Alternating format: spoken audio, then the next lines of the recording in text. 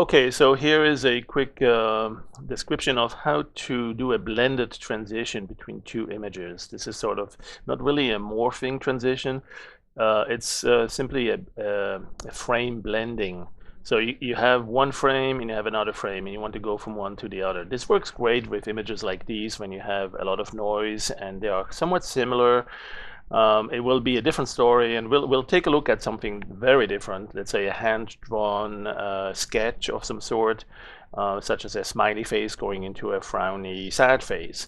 That might look very different, and so we'll take a look at some other techniques. But this one here is essentially let's start with something like this here. We'll create an image of something like that, and no animation. We can free the animation. And so initially you'll start like this, right? So let's say we have a first image will load there, and in this case, just to illustrate that, I'll use the plasma noise. In fact, this time instead of the grayscale version, I'll use two colors to go through. So let's say we have sort of a light pink and a dark red, something like, ooh, that's too dark. Maybe something that shows better contrast. Yeah, light blue, something like this. Okay, so we have this image, and let's go and keep that. I'm going to store this one here just in case we need to get back to that. Let's go to image, store, image, copy. And remember, this one does not get saved to file automatically. It's simply a stored image in memory.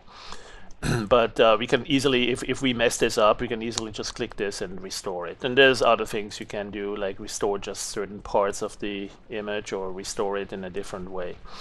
Anyway, back to this. Let's create a different image now. Let's go and create, in fact, let's use the same one, render plasma noise again, but this time with different colors. And perhaps we'll use something like that.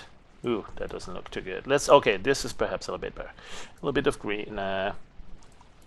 All right, so let's use this and copy that and store. So we have two images. And so what I'll do now is I'll start an animation.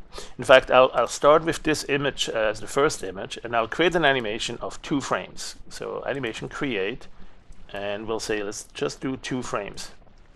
Now initially it will have a copy of that initial frame in both frames of the animation.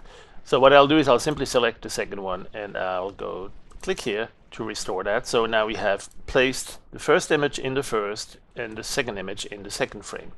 So now the idea is, how can we do a sort of a transition from one to the other? How can we blend it, make it perhaps last 2 or 3 seconds, and make it sort of an animation that moves or morphs or blends from this one to this one. Essentially, what we'll do is we'll set the frames per second maybe to 30. And we'll say, okay, it's going to be eventually an animation that needs to play at 30 frames a second. That's something we can do later too, by the way. This is not something you have to do up front. Just for illustration, if we want this animation not to last a blip, you know, 2 frames is going to be a very small portion of a second when we play it at 30 frames a second. In fact, we can see here, if we play it, you can see it's flickering back and forth because it keeps looping through just those 2 frames. What we wanted to do is turn about 3 seconds long at 30 frames a second. It's going to need 90 frames. So let's do that. Let's go right click on this and enter the time stretch.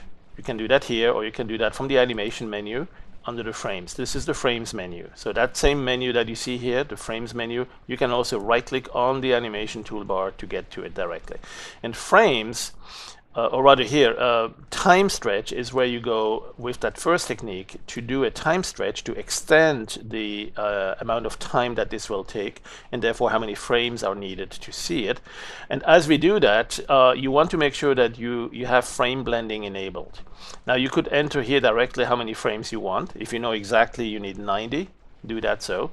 And make sure that frame blending is enabled, and that's it. If you don't know how many frames it is, let's say you have initially 2 and you say, oh, just double that, and you'll see it goes to 4. Double that goes to 8 frames. Either way, you will want to make sure that you have frame blending enabled, so it goes directly from one frame gradually transitioning to the next frame, to the second frame. So let's say we want exactly 90 frames here, and copy that, or click OK. So that's what we have now. When you scrub through here, you can see it gradually transitions to the last frame, and that's this one. In fact, you can go through that, you can scrub it here, and you can see that it's doing a frame blending operation. You can play it, and it's playing now at 30 frames a second. It takes 3 seconds to go from one to the next.